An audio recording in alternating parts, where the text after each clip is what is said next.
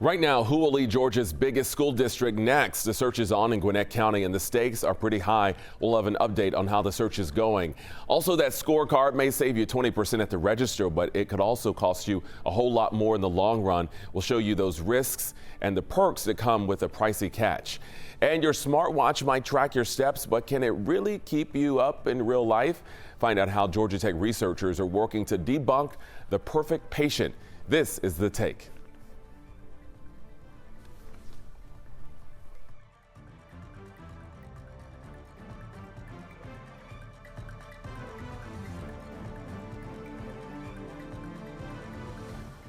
Hi, everyone. I'm Jonathan Martin, filling in for Chesley today. And again, this is The Take. We appreciate you being here. The Take is where we go beyond the headlines and we also look at why and how stories are impacting your community. Well, experts will also share what they know. And of course, we try to have a little fun here as well. Well, across campuses nationwide, educators are facing new pressures over what they can and can't say in the classroom. Just last month, a Texas A&M professor was fired after a state lawmaker spotlighted her lesson on gender identity. And in Pennsylvania, the University of Pennsylvania suspended a tenured law professor over public comments deemed offensive. Now, here in Metro Atlanta, 11Alive has learned within the last little bit that a professor is under investigation for a potentially inappropriate social media post regarding Charlie Kirk's death. We just received a statement from campus officials saying the post is connected to a non-clinical faculty member who does not treat patients. It also says, quote, "We are looking currently into the situation and are unable to discuss personnel matters." Well, these cases highlight the growing clash between academic freedom, political pressure, and the limits of speech in higher education. So this morning, we are diving deeper into this hot topic with Professor Alexander Volokh at Emory School of Law. Professor Volokh, so good to see you here with us this morning. Okay, so the big question, where does the line legally fall between academic freedom and a university's right to set these types of curriculum standards? Well, if you're at a public university like UGA or Georgia State, they have to respect First Amendment, and so the Constitution guarantees some amount of free speech. If you're at a private university like my university, Emory, private employers, private organizations can basically do whatever they like. They're not subject to the First Amendment. They can fire people, they can kick people out. That said, most universities, including my own, have voluntarily adopted free speech codes. So I think that if a student or a staff member or even a professor, let's say off the clock on their own personal tweet said, "I'm glad Charlie Kirk is dead," or "I love Hamas," or "I think that the January 6th riots were a great exercise in democracy," or whatever, it doesn't matter left or right. But if they did that on their own time, I think at my university, they would be protected because we've voluntarily adopted a free speech code. All right, well, you mentioned some of the headlines. We've been talking a lot about DEI and the rollbacks and the recent assassination of activist Charlie Kirk, a lot to talk about. So do you find it tougher perhaps to ride that fine line between just a mere discussion and what's considered political or public activism? Well, I think that when a professor like me, when I speak in class, I think that the university has a greater ability to say things like, well, if we hire you to teach constitutional law, you have to talk about constitutional law, don't talk about physics, or don't talk about bankruptcy law, and we want you to teach these doctrines and so on, because that's my speech for the university in class. But if it's just outside of school, my own personal tweets or Facebook, I think that the university has very little legitimate interest in policing what I say, and in fact, it has a substantial interest in protecting the wide open, free flow of debate. Yeah, and that was going to lead to what I was going to ask you. When a university does decide to discipline a professor, in this case, what First Amendment considerations might come into play? Well, at a private university like Emory, absolutely none, because private parties are just not subject to the First Amendment. The First Amendment only controls government. So that means that you're protected by the First Amendment at a public university like UGA or Georgia State, and there, you don't have complete protection, but at a public university, the university probably has a more legitimate interest in controlling what you say in the classroom, less legitimate interest in what goes on outside of the classroom, but the Supreme Court has been fairly moderate about that. So if you say something and it's so controversial that now you're in all the headlines and everyone hates you and so on, I think that a professor ought to be protected even in that context, but I think the Supreme Court has taken a more moderate view and has said that you kind of weigh the university's interest and the professor's interest. At a private university like Emory, because of our voluntary speech code, we still look to the First Amendment, even though we don't have to, and I think we would probably take the same view. You mentioned Emory, being a private university. How has it been for you and your colleagues in particular when it comes to what you can and can't say? You kind of alluded to that, but have there been any changes to the policy over the years as we've seen more public discourse? In fact, because there were a lot of things that happened as a result of the Israel-Gaza war, and at Emory, within the last 2 years, there have been huge protests about that, arrests and so on. There's been a lot of controversy. In fact, we just amended our free speech policy at Emory University. And in my view, I think it clarifies even more strongly that we voluntarily adopt First Amendment-like standards. That is, I think that my university has very little legitimate interest in shutting people down if they say, I really like Hamas or whatever. That's precisely the sort of thing that people should be able to debate at universities. And in fact, I haven't seen the fallout yet from things related to Charlie Kirk, but I would think that the best way to honor the legacy of Charlie Kirk is to allow people to say, I'm glad Charlie Kirk is dead, because that's precisely the sort of thing that he would have said and that he probably did say in various other contexts and would have expected to be protected. And I think that it's good that we protect even bad people when they say bad things. But is there a hesitancy, you would say, more in light of all the controversy that we're seeing within even just the last few days for professors to perhaps not even touch these topics at all? I think unfortunately, some professors might feel that they have to hold back. I think the important thing for universities to do is to make clear to everyone, students, staff, faculty, we have your back. And if you say something, especially on your own time, if you say something offensive on your own time about political or social issues, that's your business. And universities ought to say, we will stand fast against the bullies who want us to fire you or who want us to kick you out. All right. In fact, I think the bullies who are trying to get people fired or kicked out, they are the greatest menace right now, not just individuals who might spout off with an ill-considered tweet, endorsing violence against somebody. That's just individuals with, maybe immature views. But the people who want to pressure universities to kick out students and to fire professors, that's the true war against intellectualism. That's the true war against universities and public debate. Professor Alexander Volokh, we appreciate your time this morning. Thanks so much. Thank you. We've got much more coming up this morning. You're watching The Take. We'll be right back.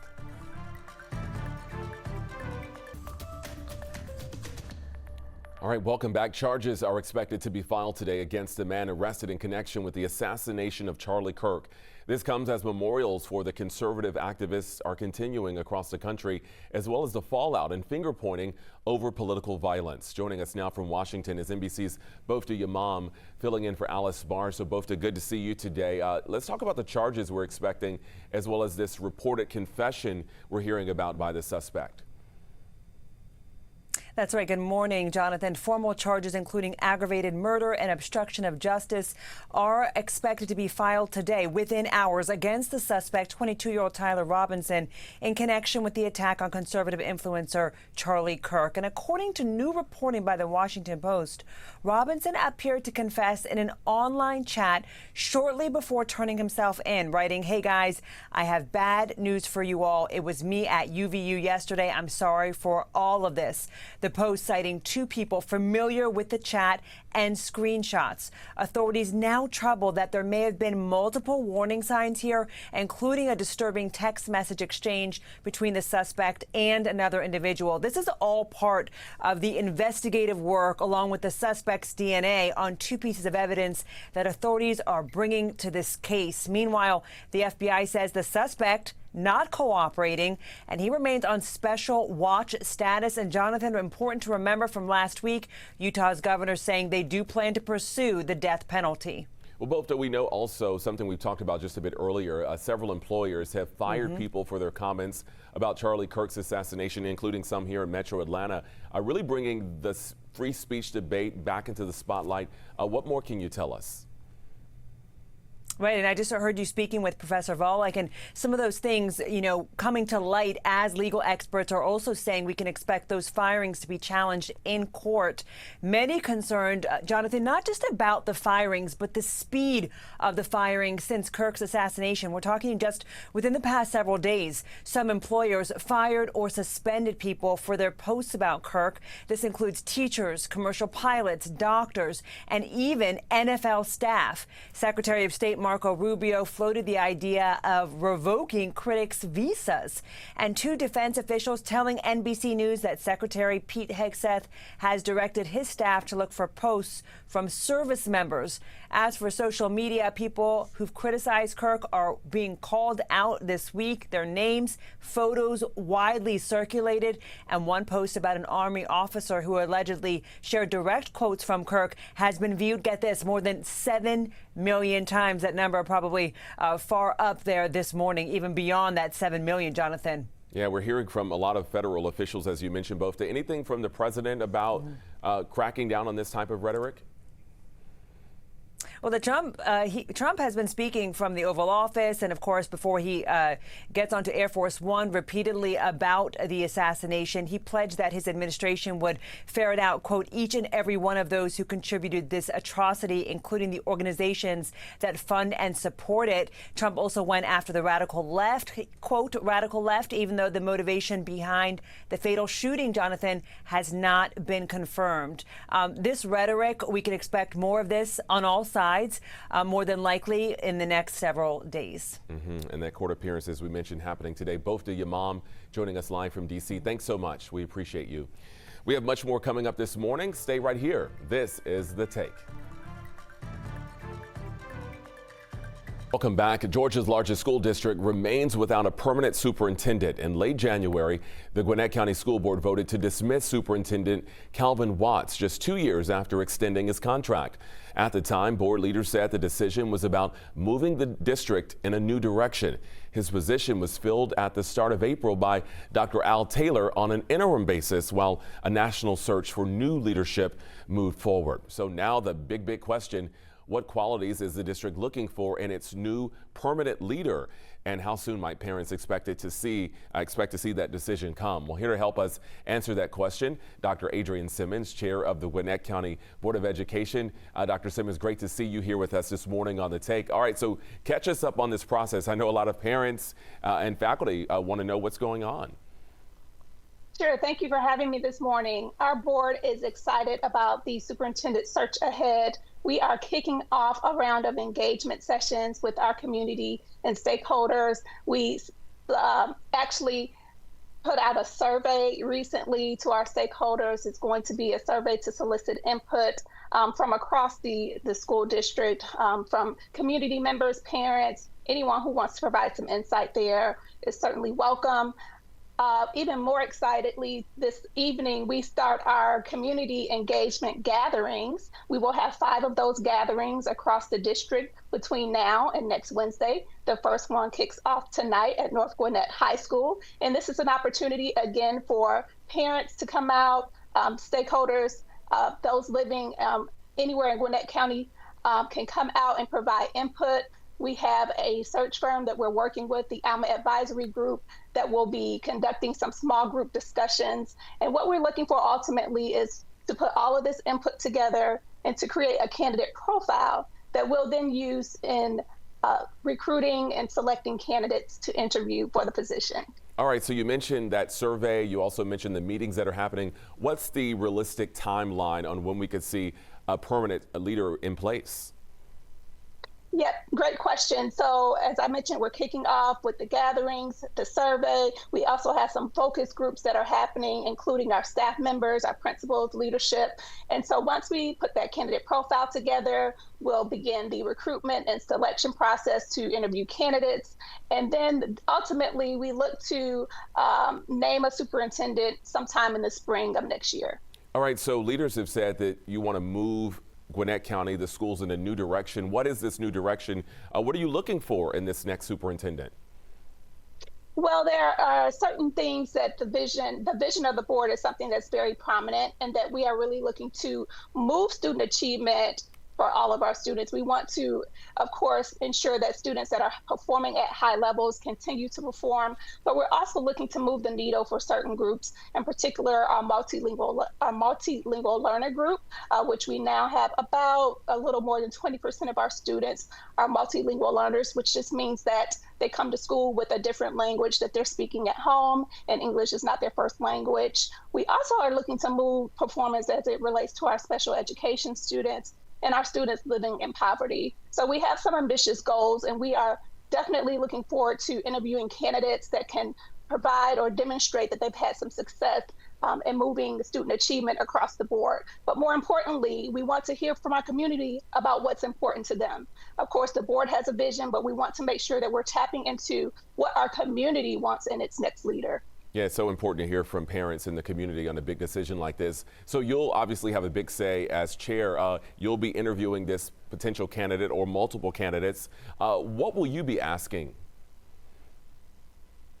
Oh, wow. That's an awesome question. Again, just thinking about some of the things that are top of mind in terms of the student groups that we're wanting to see movement around as a school district. Our bottom line is student achievement, and we want our students to show that they are prepared for life, that they're prepared for careers, and they're prepared for college if that's what they choose to pursue. And so many of the questions I believe that will come out in the interview will focus on just the candidate's ability to promote student achievement, but just as importantly, we are concerned about other aspects of our students' life, their mental health, making sure we have safe and secure schools. So there are a number of factors that will be top of mind, but once we get this candidate profile, that will really drive some of the questions that will be asked. A number of the questions actually that will be asked in the interviewing process. All right, before you go, I do have one quick question. We know you have an interim superintendent in place, Al Taylor. Is he a candidate for the permanent job? Is he being considered right now? So Al Taylor has been doing a phenomenal job as interim. He's been very supportive of the superintendent search. He is welcome to interview for the role, just as anyone else is. We are implementing a national search. This is something that is standard practice for any school board. And so we are looking for any and everyone who is interested and qualified to pursue applying for the role. And he is certainly welcome to do so. All right, Dr. Adrienne Simmons, hopefully you'll keep us posted when you guys start narrowing down these candidates. Thank you. Thank you for having me. Of course. All right, well, we've got more in store for you this Tuesday morning on The Take. We'll be right back. All right, welcome back. Store-branded or retail credit cards promise perks at the register, but they also come with sky-high interest rates that can quickly wipe out the savings. A new Bankrate survey of retail credit cards shows that the annual average percentage rate hovering around 30%. That's about 1.5 times higher than the average interest rate for all credit cards. It also found that the highest retail card APR was around 36%, carried by 13 different cards, including Victoria's Secret and Saks. Well, here to break it all down for us with more on what these high rates mean is consumer expert Morgan Ward. Morgan, welcome back to The Take. We appreciate you. All right, so we know Visa, American Express, and MasterCard. We know about those cards, but what led to a lot of these other stores offering their own charge cards? It seems as soon as you buy your stuff, they say, hey, do you want to pay with a card here at Saks or whatever? So what led to all of this? Well, because it's a real profit center for them. They offer you these discounts up front and they say, oh, you might get 20% off, or you will get 20% off, you'll get a discount, you'll get some sort of benefit later. We really anchor on that as consumers and get excited about that.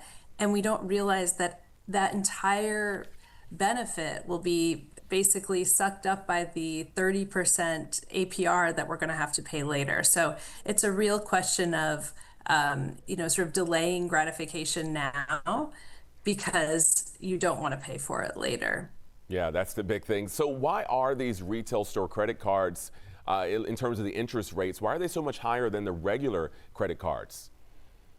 They're higher because they want to create a way of benefiting for themselves. So it's a way of making it so that you have a benefit for yourself as the consumer, seemingly, but that they're absolutely allowed to charge up to 30%. So there's some laws and there's some legality around how high they can charge, but they can charge up to 30%. And that, of course, is very lucrative for a credit card because most of us don't necessarily pay the entire balance off every single month. So that's where they make their money. It can really add up. So what's the real cost to shoppers who carry some of those big balances on these cards? And sometimes it's multiple cards that people have from some of these stores. Yeah, so if you think about it, just to put it in simple terms, if you're carrying $1,000 balance and you have a 30% APR, that means you're paying $300 to have that $1,000 benefit, that benefit of being able to use your charge card. And you may get some discount, some small discount on the product itself, but it will be more than offset by the amount of money that you're going to pay in interest. So that is sort of how the money works, and you can sort of project how much more money you'll pay in interest the higher those credit card balances are and the longer that you carry them. Yeah, it really can wipe out the benefits. So what happens though if you are someone who says, I have a great credit score, but you then carry a balance on one of these retail cards? Can that hurt you? Is it a big deal? Actually, if you have a great credit score and you are the kind of person who pays off every single month, you can derive some benefit from this because you can get cash back, you can get some discounts. So there is some benefit if you are one of those people that conscientiously make sure that you never have a balance. So I don't want to say that you charging on them just in general is necessarily a bad thing. It's more about your behavior and how you use these effectively or ineffectively that determine whether or not these are actually a good idea for you. So Morgan, are you better off though just using a general rewards card or the buy now, pay later option, or one of these retail cards? Is one better than the other? I think that really does actually depend on how you use the card. I would say if you're a person that's not certain that you're going to pay them off every single month, you probably would be better off with the two options you mentioned, either a lower interest credit card or buy now, pay later, or something that defers the interest and you can divide it up yourself for a year. Best Buy, for instance, does that, and it can be really effective. So it really is about your use. If you know for sure that you are going to pay it off this month and you can get a 20% discount, well then more power to you. But if you aren't sure, then you would probably want to use a more traditional credit card. Yeah, the key word, responsible. Use these cards responsible either way. Morgan Ward, thanks for joining us. We always appreciate you. Thank you for having me. All right, you're watching The Take, and we'll be right back with more. All right, welcome back here on your Tuesday morning. I'm Jonathan Martin. We appreciate you sticking with us here on The Take. America's workforce is getting older and more essential. Right now, nearly 1 in 5 U.S. workers is 55 years of age or older, and that number is only expected to grow. For many, staying on the job isn't just about a paycheck. It's about purpose, health, and keeping vital experience in the workplace. Here to talk about the importance of senior employment is Joy Drew. She's a caregiver here in Atlanta and still on the job at age 62. Great to see you, Joy. Thanks for being here with us. You're welcome. I'm honored to be here. Thank you. All right, we're glad to have you. Let's get a little background of your background. What makes you want to keep going, staying on the job? Well, I've always worked my entire adult life. And when I formally retired from my corporate job, I knew that I was going to tap into something and have to do something with a sense of purpose and a place where I could make a difference. So that's why I went back to work. I took 6 months and then went back to work. I love that. Hey, and I don't even like to call you an older worker. You look great. You're 62, so you're not old in my book. But how do older workers like yourself help fill needs in industries such as caregiving, which is what you're doing? Well, we certainly bring a lot of experience. For me personally, it wasn't just, I mean, I've always been a caregiver, children, grandparents, parents. So we bring a lot to the table. I think we have a generational understanding of particularly what our seniors are going through, requiring help. Yeah, I think that's amazing. I think about my own parents who have worked in their 60s. You know, they still want to stay active and engaged. Why is it so important for older adults to stay engaged in the workforce today? Well, some do it for monetary reasons, for sure. Others of us do it because of the intent, the purpose. We want to lead a purposeful life, and we want to give back. And that was my role. I wanted to be able to make a difference in senior lives. And I'm fully aware that some seniors are no longer able to drive. Getting to a doctor's appointment, getting to the grocery store because you need milk, and not being able to take yourself there is a really big deal. Yeah, and you know, you often hear that sometimes younger workers are different from the older workers. What unique strengths do you think some older workers or seniors bring to the workplace? I think that we do bring a lifetime of experience, for sure. We have a lot of skill set that we maybe haven't yet even tapped into. We don't even know we have because we've been in one position for a really long time. I think we are much more adaptable than some people might think. Do you think there are any challenges, though, when you go and try to seek some of these jobs, you know, when you're an older worker, someone who's maybe in your 50s or 60s, especially with so many changes in even technology right now? Is it harder to change or even switch careers? It is. It comes with some challenges. You've got to be brave, be willing to ask a lot of questions, and not be afraid to learn a new skill. I think that's the one roadblock that seniors can experience or older workers can experience, is not believing that they can be adaptable and they can be brave. Yeah, and how can some of these businesses, how can they be better about making themselves more welcoming and supportive of older workers? I think by really realizing the value of older workers, again, we bring a lot of experience, and we also bring mentorship to perhaps some younger workers. We've had a lot of experience. You look at the generation now that maybe some of our workers have not even been in an office environment like many of us have. So I think we can provide some mentorship. I think that's great too. All right, Joy, Drew, we always appreciate you. Thank you so much for joining us this morning here on The Take. Thank you so much. All right. Right now, we want to give you a live look outside from our cameras in Athens, Georgia. You can see a few cars moving and grooving there on this Tuesday morning. Expecting maybe a little bit of rain today. We saw a little bit earlier. We've been hearing from our meteorologists that we could see just some spotty showers here and there. So we'll look out for that, but nothing too major here today. All right, now we're going to go back to this. Metro Atlanta's fall asthma season typically begins in late summer and stretches into October, but shifts in weather, sudden cool snaps, dry air, or spikes in moisture can trigger flare-ups for a lot of us. So here to help us tackle the sniffles, the sneezes, and the shortness of breath is Dr. Justin Grawy, an allergist and immunologist connected with Children's Hospital in Cleveland. Welcome. I hope I said your name right. Is it Grawy? Grawy, is that correct? It's Grawy. It's a tough one. Grawy, hey, I got it. I wanted to make sure you got it for us. Okay, so why is the fall considered peak asthma season for us? So really August through the December time is really critical for patients with asthma due to the heightened exposure to seasonal asthma triggers and increased risk for asthma attack. But really the third week of September is what we call asthma peak week, and that's when emergency room visits and hospitalizations for asthma tend to be the highest of the year.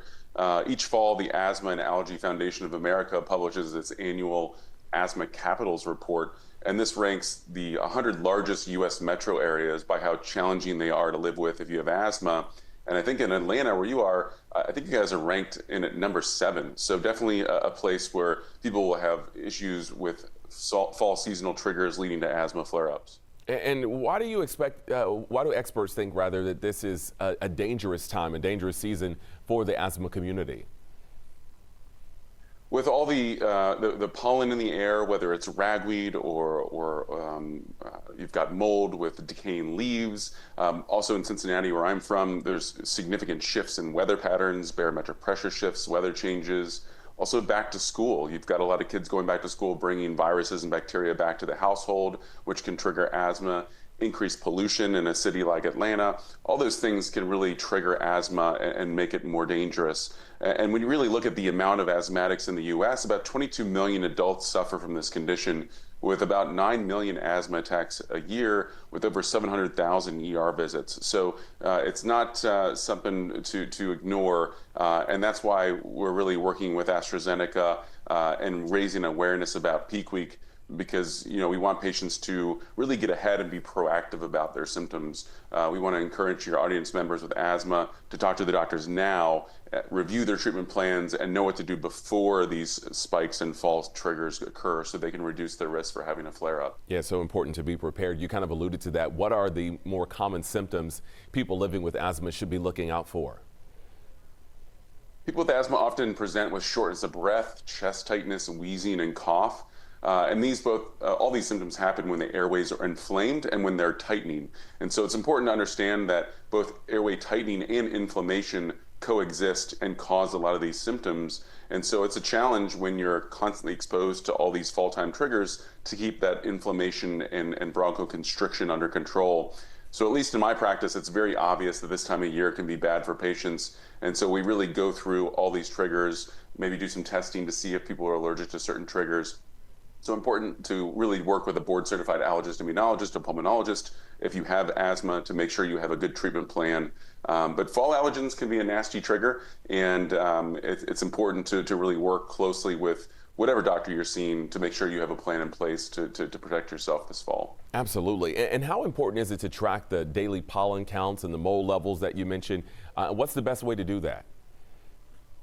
So there's lots of resources online that you can go to track pollen counts and all that. Understanding, again, if you're truly allergic or not is important first. So getting allergy testing if it's appropriate. But it's important also to talk about what treatments are available too. So you can try to prevent attacks, but if they do occur, it's important to have a plan in place. And we do that with both daily treatments, like daily inhaled corticosteroids, but also just regular old rescue treatment. And in the past, we've used traditional rescue inhalers that just work on that tightening of the airway.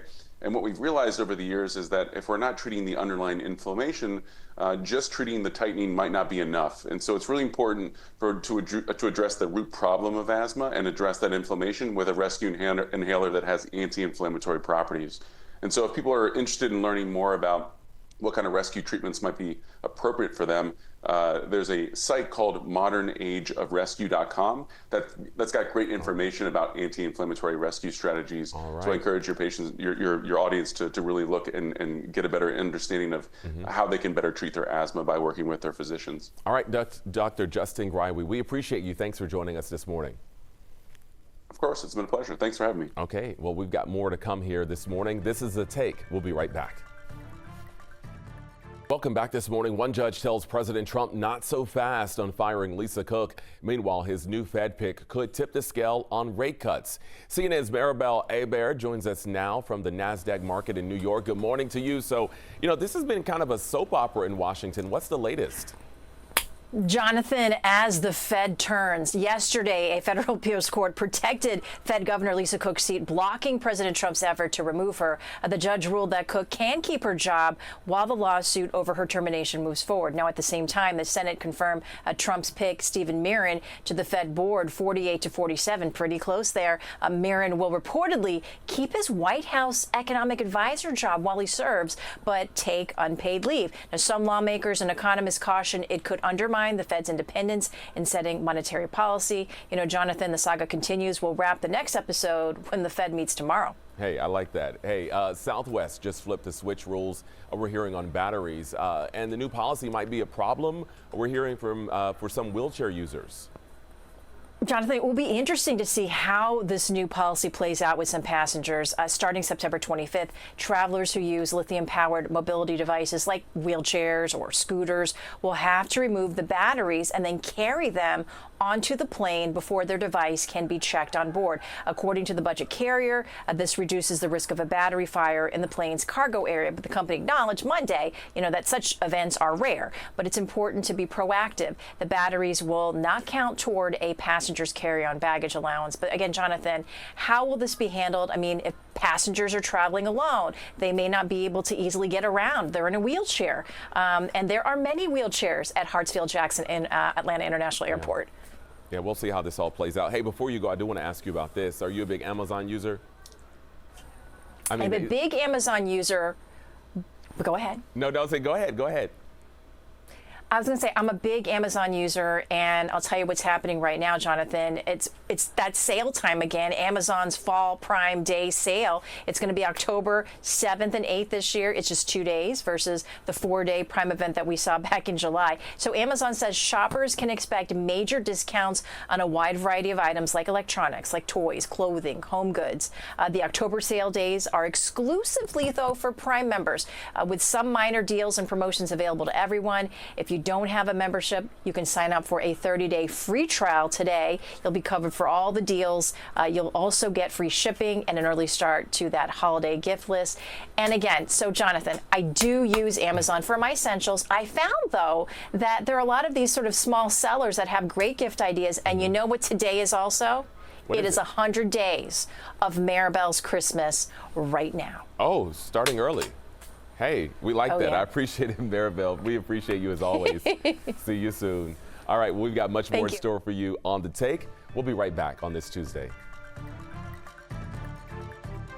Hey, welcome back. Your smartwatch may know your heart rate, but does it really know you? A new Georgia Tech study says many of today's health algorithms are built for the so-called perfect patient, someone with money, time, and flawless routines. But here's the catch. Most of us, we don't really live like that, right? Well, let's dig into this, whether technology meant to help keep us healthier actually leaves some people behind.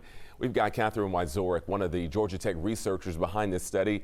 Catherine, great to see you this morning on The Take. Okay, so let's talk about this idea of the perfect patient. So who is that, and why could this be such a problem? Hi, nice to meet you. Thanks for having me.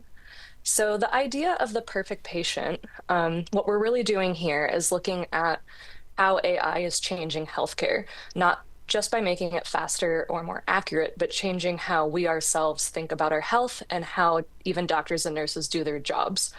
So for the perfect patient, they're living in a few different possible worlds, and one where this perfect patient might be wanting to live in a world without disease.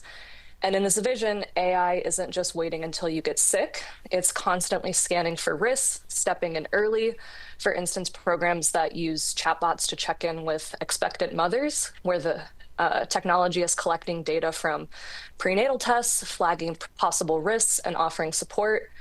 And the promise with the tech here is that no mom or baby should suffer from problems that could be prevented. And here the perfect patient would be an expectant mother that's using this technology. And this interaction is really powerful because it can prevent some negative health consequences, but it also assumes that people want to turn to this tech. They know how to use it, they know how to interpret the results, and that they want to use this rather than talking to a doctor or nurse. So what we're looking at is that there's some assumptions that how these AI models are created truly represent the lived experiences of a wide variety of women and their pregnancy journeys, and that the mother truly wants to use this technology. Okay. Well, Catherine, a lot of us, wear smartwatches or we wear the fitness trackers. How might those devices possibly misinterpret the health of someone who might be juggling multiple jobs or caring for kids, or they have a chronic illness? Right. So looking at, what kind of data actually goes into how these models are created. If you're doing a job with heavy lifting, that could or could not be represented in the data that's used to kind of interpret the data that goes into something like a smartwatch.